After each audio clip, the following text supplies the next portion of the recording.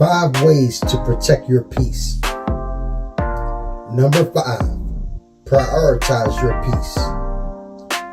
Chaos breeds and attracts chaos. When you are not at peace, you make brash decisions. Brash decisions lead to negative consequences. Negative consequences lead to anxiety, and anxiety is incompatible with peace. Everything, including emotional states, has a self-preservation format in order to ensure its own survival. This includes anxiety. When you are anxious, you tend to do or crave actions that create more anxiety. You have to consciously choose peace rather than allowing anything to disrupt that peace. Ralph Emerson once said, "Nobody can bring you peace but yourself." Break the pattern of anxiety by prioritizing your peace.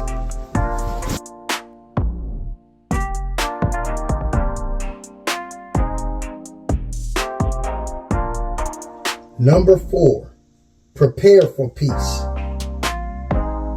Even when you make it a habit to prioritize your peace, unexpected issues can catch you off guard. If you really pay attention to patterns in your life, chances are you can prepare for at least 90% of unexpected problems. If you have a plan in place, instead of letting problems destroy your peace, you just work your plan. Benjamin Franklin once said, "Failing to plan is planning to fail." If you have a plan for any obstacle to your peace, you are preparing for the stability of your peace.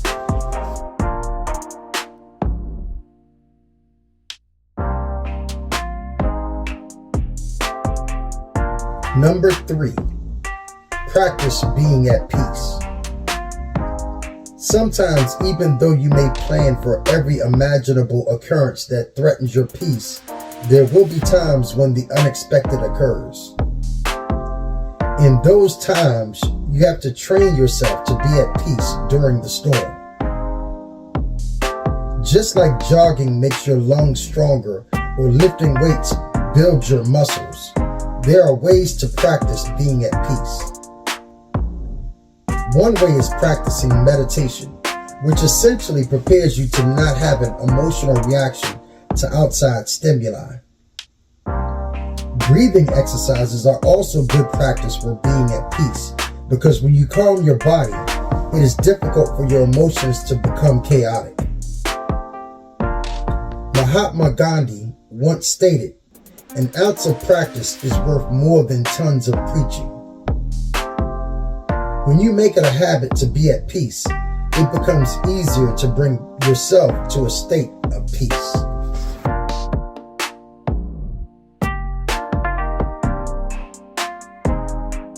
Number 2, promote peace.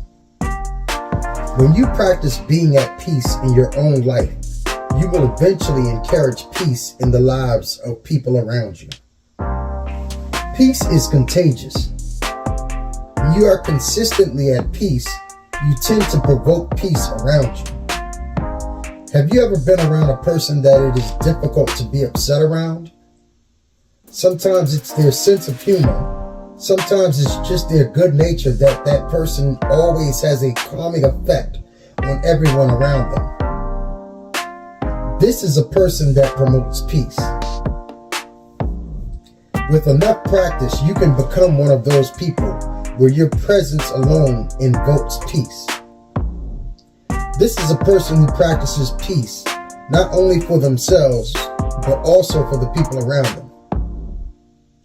Buddha once said, "The only way to bring peace to the earth is to learn to make our own lives peaceful." Promoting peace in your environment will bring more peace in your personal life.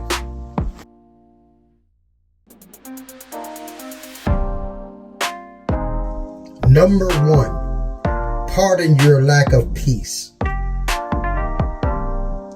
Even after practicing peace and promoting peace, there will be times when you lose your patience and say or do something that is not peaceful. In these situations, the fastest way back to peace is to forgive yourself for your outbursts and go back to being peaceful. If you do not forgive yourself, you will look for someone to blame. And in this state of mind, it will be easiest to blame someone outside of yourself, which is contradictory to being at peace. Consider this: there is no need for blame. Instead, consider responsibility. Take responsibility for your actions and immediately forgive yourself. Then take actions to rectify whatever damage you have caused. Apologize. Ask for forgiveness, but do not allow yourself to need forgiveness, because you have already forgiven yourself. This is all the forgiveness you need. Lewis B. Smedes once said, "To forgive is to set a prisoner free and discover that prisoner was you." Set yourself free when you make mistakes and pardon your lack of peace. This will lead you right back to the path of freedom, and freedom is peace.